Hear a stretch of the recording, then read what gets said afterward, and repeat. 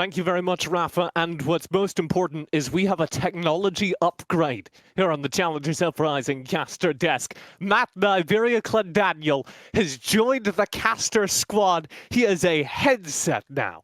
Thank you. It's been an upgrade, long awaiting in the wings, but I decided to wait until there was only like 2 days left of Challengers Uprising before I upgraded. And this is the most exciting part of it to me. He worked for the LPL. Their desk is sitting down. So he has never worked in an environment where you have to stand and talk at the same time, and he has no clue what to do with his hands. And I am delighted. Pay attention to it. Let's get into the chat. Thanks, TJ. Here in our quarterfinals between NoOrg and Golden Guardians Academy. Over on the left-hand side, you can see our first band coming through. It's Gragas right off the docket. GGA love to play that in their weaker side top lane. So it certainly makes sense to get that out of Tally's hands. I do want to add in one note. I'm checking my notes, TJ, and apparently all of our analysts are cowards because they once again cleanly predicted a 3-0 prediction for NoOrg. So you know what? I'm pulling for Golden Guardians Academy. I want them to be wrong. Yeah, my dog did better than Cubby last time, so... Yes, Foxy the dog is on the record as a better analyst than Cubby. Don't take those predictions at face value. We'll blast through our draft here. It is still the ban phase, but you can see the focus. NoOrg have done their homework. They get rid of the star rel support, and this is looking real spicy. I like the Seraphine ban as well. This is super duper standard, but I did want to highlight that this is a pick that Value has been putting tons of hours into, so glad to see at the very least Golden Guardians are also doing their homework. Yeah. These two teams are incredibly serious, and obviously everyone watching the stream knows about GGA, is maybe a little shocked that GGA are playing in an amateur tournament. But NoOrg have more LCS experience than GGA. Like, they are the more veteran roster of these two. So the difference here, the gap here is maybe in terms of resources. GGA is certainly at the edge, rather than seem called NoOrg. But in terms of experience, in terms of player capacity, NoOrg can absolutely go toe-to-toe. There's a reason they're favored. We get our first picks. NoOrg, of course, play towards their top side, leave their bot side weak, so you can expect something like this Senna to come through for Value. Yeah, I was going to say I really like that pickup because Value is never going to be that hardcore carry that a lot of teams like to have, like even Golden Guardians love to play through Prismal recently. So you're not going to see that. You're going to see NoOrg just trying to get a bot lane that's going to survive against Prismal and Chime. And Golden Guardians, though, picking up Prismal's Ezreal. Last time he played it in Challengers Uprising on air, he went, I think, 10-4, something like that. Mm-hmm. I was interested by that hover. I know we're not supposed to talk about them. But we did hover around a Blitzcrank down for Chime, who is one of the most versatile supports currently playing in Cup, and I think more generally as well. And something that would give Chime the power to kind of punish Value being left alone in lane would be really interesting. Rosethorn does get the hack room, as you say, Ezreal through for Prism. I think this Tahm Kench would be a really good pick there for NoOrg, so just leaning in as far as they can into that defensive bot lane. This is basically the hardest lane in the game to blow out completely because there is no way to kill both of them, essentially. Tahm Kench will save Senna anytime she overextends. If Tahm Kench is taking a beating, you've got heals, you've got roots to follow it up, you've even got a shield when the ultimate comes online, and potentially adding a Kindred on top of this would be interesting, but instead they're going to lock in the Nidalee there for Anda. Oh, I'm excited about that, though. Okay, so yes, you're right. This is a very safe, this is a very defensive bot lane. The Senna Tahm Kench has been making the rounds recently, but they don't play towards the bot side. So this is very much, we have Value as a late game win condition. This Senna will come online if time equals infinity, regardless of what else happens in the video game. And then towards this side of the map they are playing to, you get Anda, one of the highest execution junglers currently in meta in the Nidalee, and you're relying on him to be able to go toe-to-toe with Rosethorn, and indeed, hopefully, if all goes to plan, NoOrg have a pretty significant advantage in terms of player experience and player mechanics in that jungle role, and Anda should be able to demonstrate that on a character like Nidalee. Oh, but Matt, my good times have not stopped rolling. I know they haven't, TJ. I was waiting for you to notice it. Chime, the former Bard one trick, has picked up Bard one more time. One more time. This is the second time this tournament, I believe. And my heart is pumping. This is exactly the kind of matchup you want to play Bard into. They know that they have this space to roam, because even if Big was to break suddenly from the way that No Org normally play, even if Big was going to be in the bot lane the entire lane, it's Senna Tom Kench. Ezreal will be fine. So you can let the Bard roam and have more map impact, let the Bard spread out across the map and stop the early ganking pressure from Nidalee, especially Anders Nidalee. I think this is actually a really, really good pick into this matchup.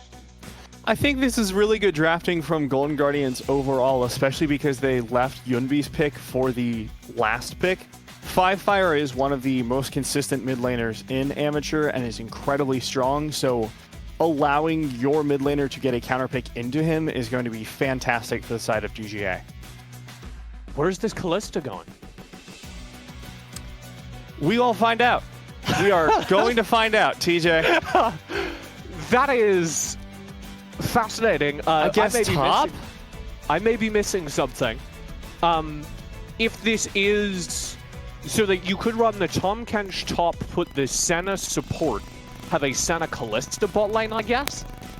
That would be huge. I am really interested, because that would, of course, deny everything I've just set up about the Bard. On the opposite side, we will grab the final pick for GGA. That's going to be the mid lane for Yunbi. Fivefire gets their Twisted Fate. We've been seeing a lot of Rise in response to this from GGA's Yunbi. That was his one trick. We get a similar statics champion, a control mage there in the Orianna.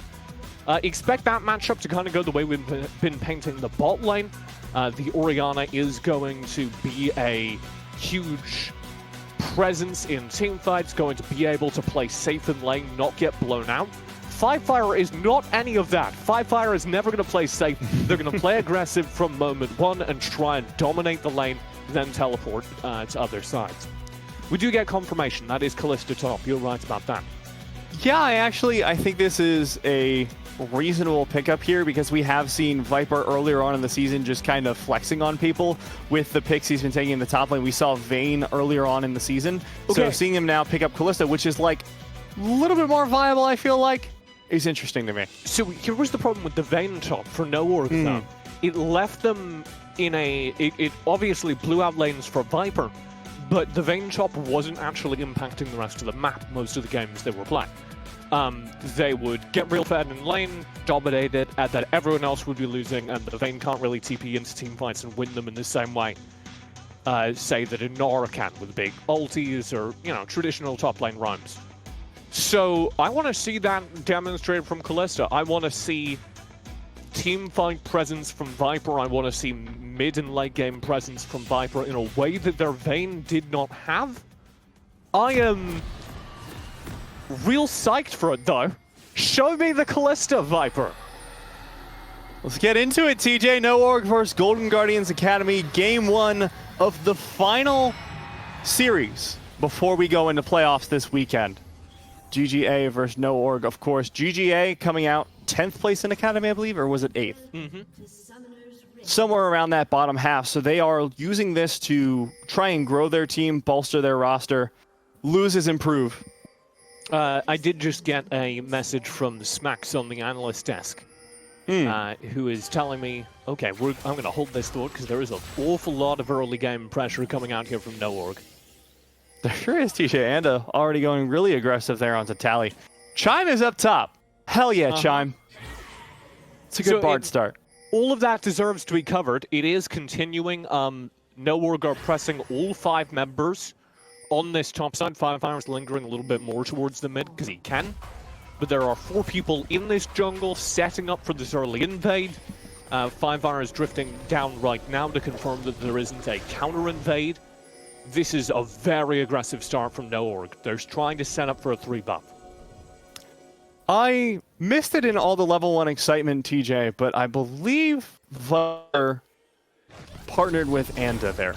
It's really the only one that makes sense because it allows you to have hard CC in your ganks when neither Nidalee nor Kalista have it normally. Fate's Call will do a great job of that, especially in team fights as well. Delivering the assassin Nidalee. Maybe not what you want every time, but gives you a lot of mobility in those fights. Okay, so here was the call I got from Smax. He informs me that Kalista top is something that is very niche right now at high ELO and is being used as an early game lane bully. Yeah, I mean, so is Vayne top. This was really the cry of every top laner everywhere for several points during several seasons. Whenever Quinn, Kalista, or Vayne would suddenly gain any prominence in the top lane. They're like, it's not fair. It's a range versus a melee. We're supposed to lose. And it's like, yeah, but once you get your dive abilities, they just die. Speaking of, Tally getting slowed down by the Rend here, nearly killed. We'll have to heal all the way up. So that lane bullying coming in mighty fierce. Yep. Viper not going to be able to win the game or end the game off of that. I think that's important to set up because, of course, while Viper getting ahead is NoOrg's game plan and win condition, Golden Guardians tend to play through Quizmo, as he's currently named in server, and that bottom lane. So it's not necessarily the end of the day for NoOrg if they lose a whole lot of CS here on Tally. They're trying to make it the end of the day there for Tally, though, as we see three CP. teleports coming in. That should be the end of the fight, but Firefire wants to find the gold card. Will not. First now stuck top. Yeah, TP's up, and GGA instantly say, we cannot lose Tally this early on. We cannot give this up. Oh my lord. This is big, teleporting into the top lane as well. We literally have a 4v3 at the 3-minute mark in the top side, and the net result of it will be some CS run under the turret and some plates. Certainly very good for Viper, certainly very bad for Tally. I don't know about the number of TPs that were blown there, though. All of them. TJ, I'm taking a look, and it's all of them. So let's... That's not true. Viper still has their TP. That's true. Viper has his. So that's two. No, not anymore. So in total, 6 teleports. My God, what a start to a game. I was worried they would start very traditional, a little bit relaxed in the early game, but I'm glad to see that I was way off base. If you were keeping track, Rosethorn did manage to grab the vertical jungle, so we didn't have a 3-buff start. I think Rosethorn, indeed, before all of that mess cleared out, most of the bot side got Raptors as well. So, not too much of a jungle gap, despite the early aggression from Anda. Anda is currently a couple CS behind, but oh my God, that is certainly mitigated by the value they found up top, which may be continuing. This is brutal. Tally finds the stun off the transform, but first blood regardless. Goes down to Viper and Anda. There is playing through top side, and there is never leaving the top side. This is just duo top, TJ. This is not a jungler and a top laner. Can we get top jungle proximity as a stamp? 100% so far. Damn. That does obviously have an impact on the rest of the map. You can see that this bot lane is getting punished, but as we talked about, Value isn't particularly going to mind that. He is a weak side player and a master at it. Previously played on that Maryville roster, which was led by Niles, so very experienced at just staying alive in life. Maybe it's because I just haven't seen enough of Kalista top in a competitive environment, but despite the early lead, I'm not super convinced that this is enough to take over a game, because Anda is having to sacrifice so much farm. Finally catching back up after catching Rosethorn on the Raptors. But this is the kind of sacrifices you have to make to get the top laner so far ahead. And I think if you aren't being careful to keep yourself in the game as well, this will fall flat for NoOrg. Yeah, we need to see this Nidalee power spike, I think, around the same time that the Kalista is going. I was keeping track of what runes Chime is running, because, you know me, I really care about my Bard runes. And this is the Guardian Domination, which is a little bit more of what I like to see. You got a little bit extra spicy damage and the domination stats, and you've also had the ability to protect Prismal on lane. That does indicate that this is going to be a little bit more of a static lane-based Bard. This isn't going to be the full roam secondary jungler Bard that you love to see. Yeah, it's a little bit, you know, I understand that Chive wants to win the video game, right? But this is a little bit less fun than the full roam. I want to see Assassin Bard. I want to see Spellbook Bard. Yeah! We're on the same page. No, this is a little bit more aggressive. You see Guardian Inspiration Bard sometimes, and that's real depressing. A little bit more aggressive, probably getting some Relentless Hunter stacks, but that's all. Nothing has happened since that level 1 shenaniganry, really. Yeah, there was the everything's on cooldown, Matt. Well, yeah, but like there's flashes up across the board. You can use those still. Come on, give me some blood. Here we go. And up on the top side, counter Rose Thorn. Meanwhile, down bottom, Value presses their advantage, forces a heal out to save Prismal, and Prismal is still barely alive. Really good work by Big and Value there. Also, good double stun from Chime, finding the lineup for his Q. Mm-hmm. Rose Thorn may continue to be in trouble. Here's Viper rotating in. Tally a little bit slow on the rotate. Here comes the Destiny as well. Forces out the onslaught of shadows there from Rose Thorn, so no worries. Horse is going to be safe. Lane. He's just an OPL import, trying to live his life, no org. He's just trying to get some CS. 5 fire blows yet another TV, this time in the form of his ultimate to steal away red buff, which will eventually get yanked away from Rose Thorn. They are also completely zoning Tally off of any kind of CS. They're getting good early utility out of this. This is kind of a little unorthodox to the degree to which they're diving, at least in NA. I remember some familiar dives back in China, but... He's behind 40 CS in the top lane map. At 8 minutes. Maybe we'll finally get to see another Flame Horizon. That's what I'm waiting for. We haven't seen it in years in competitive, especially at this level. We're on the Academy channel, so we'd have, you know, at least LCS-related Flame Horizons.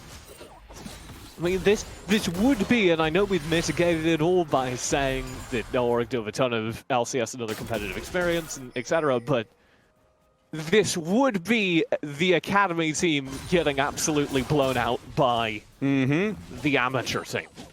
It's what I'm here to see, TJ. I'm not going to lie. I may be on the Academy channel, but I am very biased towards NA Amateur because I believe they've got what it takes, especially No Org, who are, I think, far and away the best team down in Amateur. Yeah. Hey, we've been getting some of that Bard roaming I was looking for from GGA. Chime able to show up towards the mid and top side, try and stabilize the early invades. Now he'll roam back down because guess what? It is Dragon time, man. And it will have the advantage here, I believe, just because of off those early roams. We've seen a ton of damage come out, and Anda actually just straight up starts the Dragon. Never mind.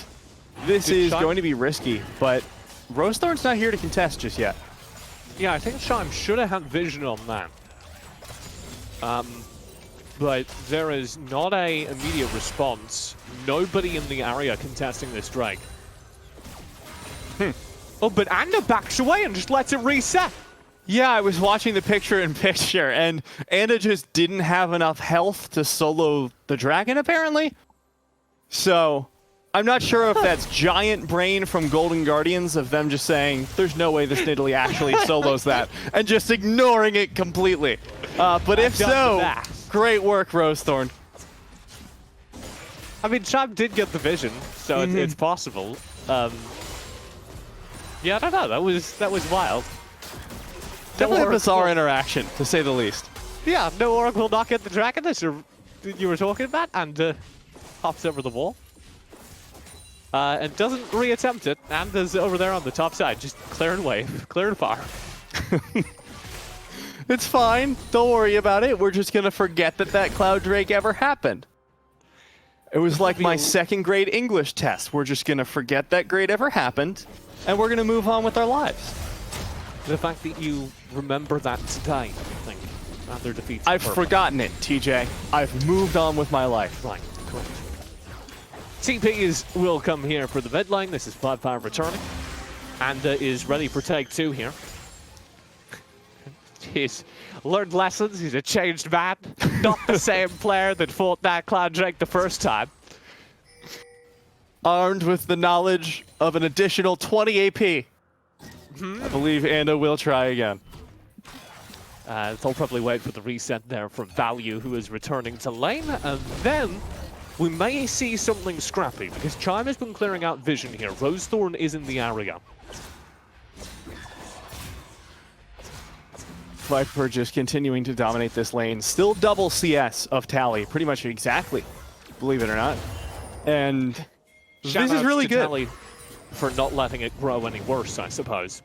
I mean, numerically it's gotten worse. It's just stayed the same percentage-wise. But the ratios, the same. I mean, you're right, you're right.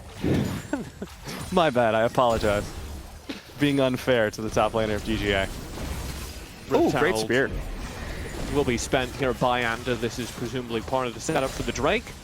They don't need to be nearly this discerning, though, because Rosethorn has no interest in full farming. Did you see the calculation on that, TJ? Leaving it just above the plate so that it would exactly take off 3 plates? That's some good League of Legends, TJ. And is back at it again, but this time has help. All right, there we go. That's the lesson we need to learn from this game. You can accomplish anything you want with the power of friendship. That was Andy's story arc right there. 5-Fire's gonna need some friends of his own there in the mid lane. But he's got them. Andy will show up. Here's Viper in trouble. Really low health already. Not gonna be able to help at all with that ultimate from Value, but still kiting out. 5-Fire with the beautiful TP in, able to find both kills on the back of Viper, who is now 2-0-1. Still ahead that 60 CS, TJ.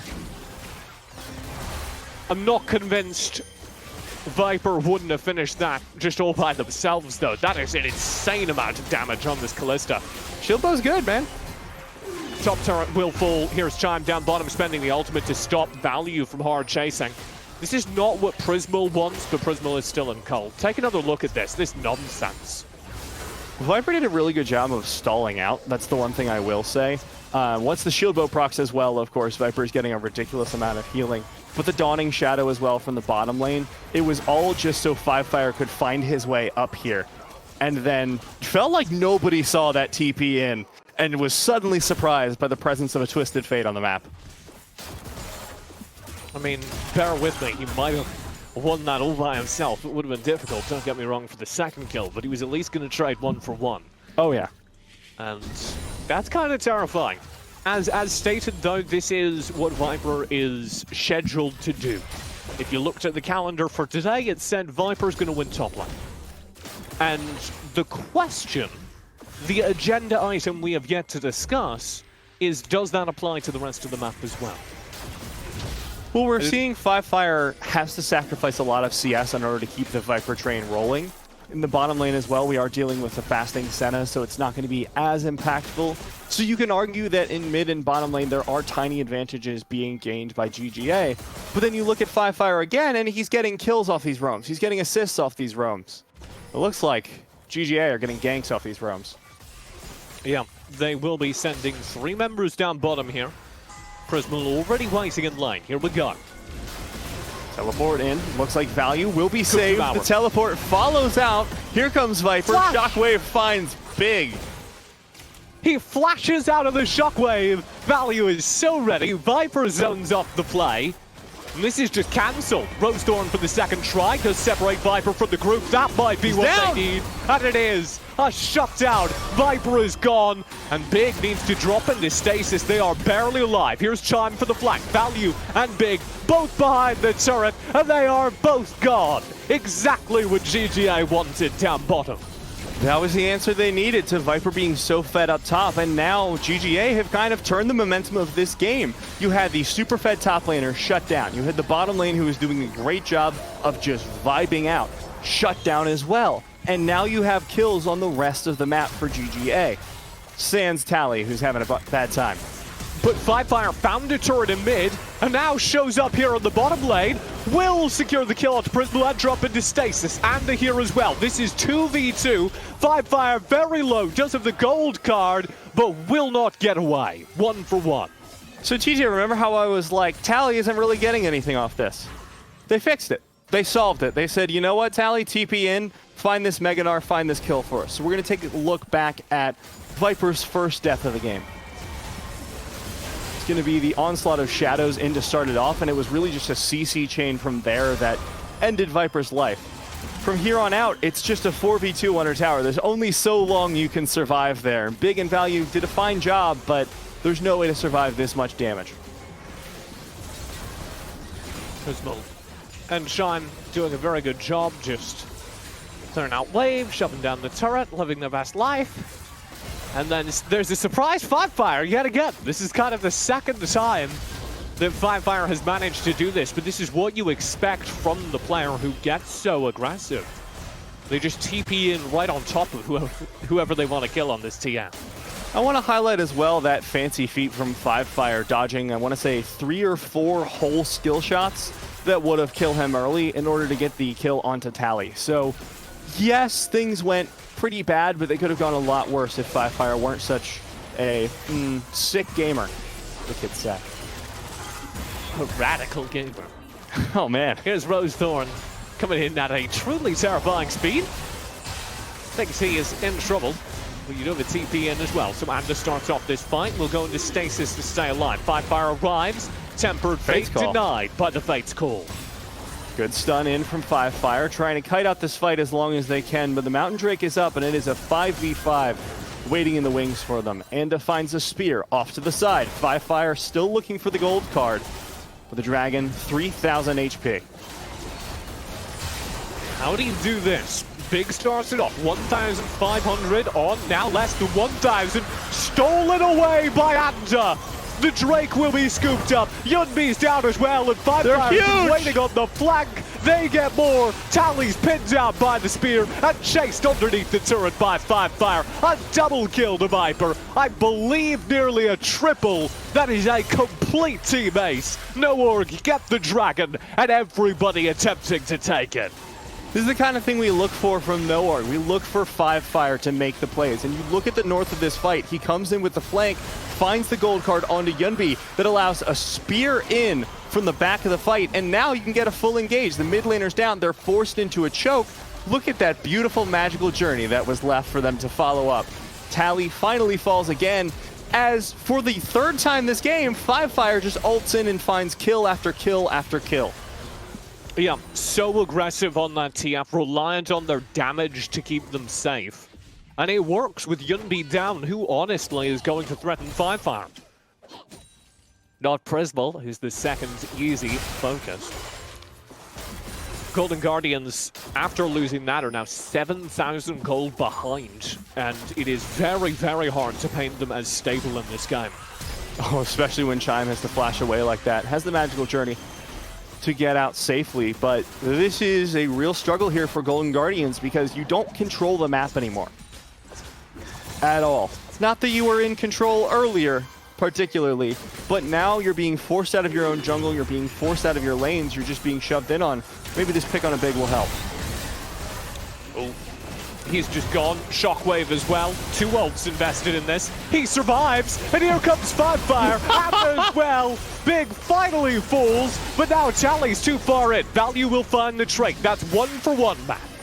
Noorg comes in strong in defense of their bottom lane. Big eventually falls, but Value lives, and they're able to find the trade onto Tally. They're looking for Baron, TJ, at a mere 20 minutes into the game. Well, they did so much damage, Rosethorn had to reset. Firefire zoning here. Stun will land. What a spear! That's such a good combo. And has been so good on this Nidalee. We have not really been highlighting that in the back of Viper. Vision. Golden Guardians know what's up now.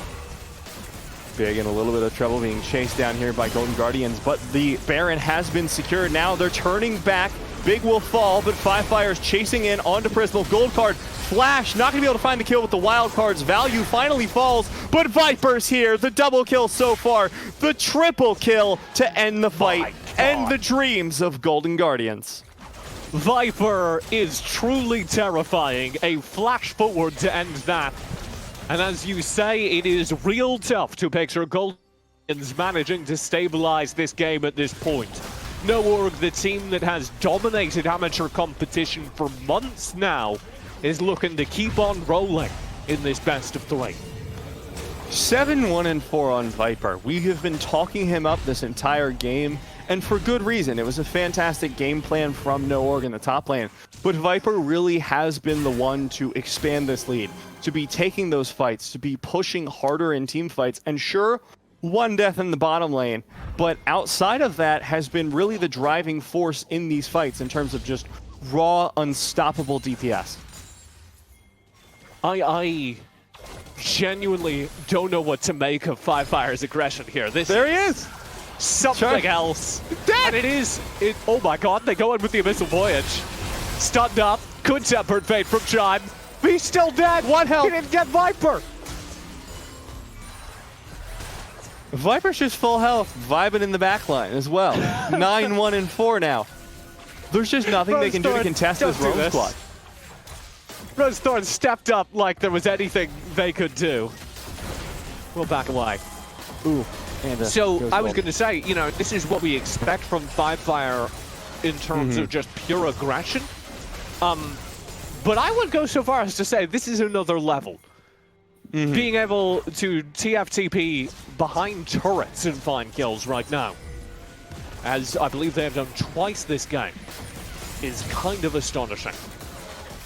Firefire looking to do it again. Careful, calm down, Aiden. Say that because we're cool like that. You're cool, you can say it, I like it. Being Firefire tight. Turret in the mid lane will be pushed down once more. Viper up top finally gets threatened a little bit. Tally looking for something. Viper still uncontested in the backline though, and that's the real problem. Dawning Shadow goes in, Chime, a little bit more than a quarter health hanging on there, and the mid lane turret will be the next thing to fall. But I don't know how Golden Guardians stop this attack at the moment. Tally is going to fall out of Meganar, and that's really a lot of their team fighting gone. There's no shockwave there for Yunbi, and it feels like there's no way for them to defend these inhibitors. Yeah, this is a go next angle, to be honest. Maybe we'll find a stun. Viper survives, the shockwave short, no kills found, and the turret is there. Viper destroys the front line with the Fate's Call, and is inside the base. Viper going in, double kill, triple kill, looking for more, and is low. Chime will not find the magical journey out. Come on, don't steal the Quadra there, and but Viper nonetheless, 12-1-6. Victorious on the day, NoOrg take down Golden Guardians Academy. In game number 1, as we do head towards game number 2 in this series, I think that's maybe what to keep your eye on. Golden Guardians absolutely have more resources, theoretically should be able to take down an amateur team, but game 1 is all NoOrg all the way. Don't go far, we've got game number 2 right after this.